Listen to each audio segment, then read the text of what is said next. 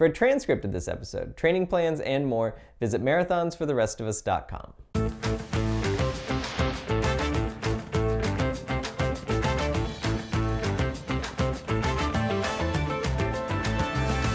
Hey, Coach Carl here with another Marathons for the Rest of Us video. Today I'm going to be talking about how to set your goals for the marathon. And I'm not going to be talking about how to set your goals at the beginning of your training cycle. Instead, I'm going to be talking about how to set your goals in those final weeks leading up to the marathon so you really know what your approach should be on race day.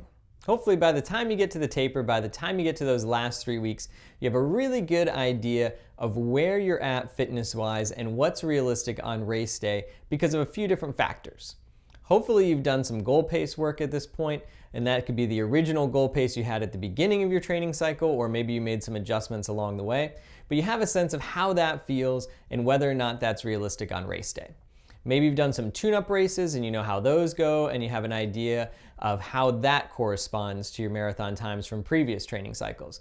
And of course, hopefully you've done several long runs and you know how those have felt and how those have gone, and those should give you an indication of where your fitness is at as well. So in those final 3 weeks before the race, you want to take all that information that you have from your training, from your tune-up races, from your long runs, and you want to start to formulate an idea of what's realistic and what your plan on race day is going to be.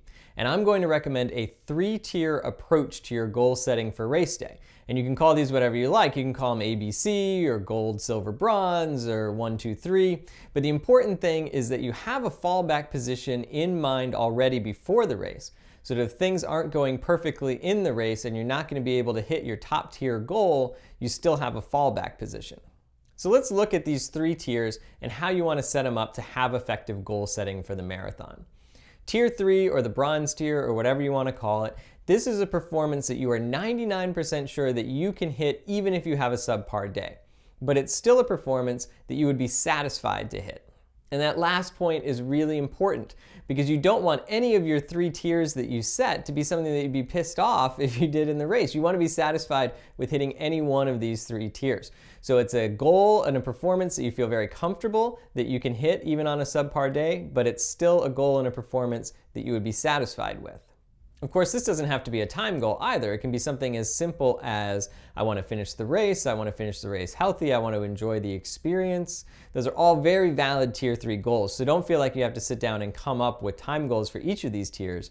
Depending on who you are, you may not come up with time goals for any of these tiers, but certainly tier 3, a performance that you're satisfied with even on a subpar day, often doesn't need to be related to a time goal. Now, tier 2 is what I call your official goal. This is a goal that you're very comfortable telling people is the goal time or the goal performance that you're aiming for when they ask what your goal is for the race. So this is something where you would definitely need to have at least an average day to hit, but your training and your past experience all indicate that this is a very reasonable goal. So this is probably the goal that you have in mind already and sort of what you think of generally when you think of goal setting for the marathon. So this one I think requires the least amount of explanation because it's what we tend to default to. Finally, tier 1 is your perfect day goal. This is a time or performance that you think you can hit if you have one of those days where every single thing clicks together. You have good weather, you feel good, the course is good, the conditions are good, you have a good field of people around you to help push you. This still needs to be supported by your training and by your past experiences. We don't want to have a totally unrealistic goal for your tier 1 goal, but this is something that you know would take an above average day across the board in order to hit. I often tell people this is a goal where you're a little bit scared to tell people. This is kind of your secret goal that you keep to yourself.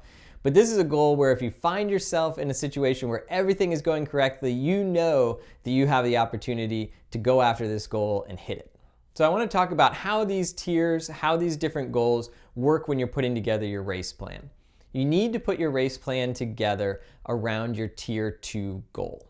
Your tier 2 goal is your average day goal. And I think an average day is about all you can hope for and about all you can plan for when it comes to the marathon. But if you put your race plan together around your tier 2 goal, you'll have the opportunity to start chasing your tier 1 goal later in the race if everything's going well. If you put your race plan together around your tier 1 goal, you may start out way too fast for the day or the conditions or how you feel, and you're going to dig yourself into a really deep hole too early in the race. Now, if you're following your tier 2 goal race plan and later in the race things start to fall apart and you realize you're not having a good day, you still have your tier 3 goal to fall back on. It's not like the wheels totally come off and you have nothing to even, sort of center you or ground you in the race anymore. You still have that performance that you're 99% sure you can hit and that you'd feel satisfied to do, and you can sort of shift gears, reassess, and focus on that goal in the later part of the race if you're not feeling good. And I think when you combine those 3 tiers together, you have a really nice situation where you know what your race plan is going to be on an average day, you know what your race plan is going to be on a great day, and you know what your race plan is going to be on a subpar day. So that way when you get into the race, you have a lot of confidence that no matter what happens, you know exactly what you're going to do. So I hope that information is helpful as you start to prepare for your marathons. If you have any questions for future videos, please email me at carl@runningcoachcarl.com and leave a comment below with what you thought about this one. Thanks so much for watching. I'll talk to you soon.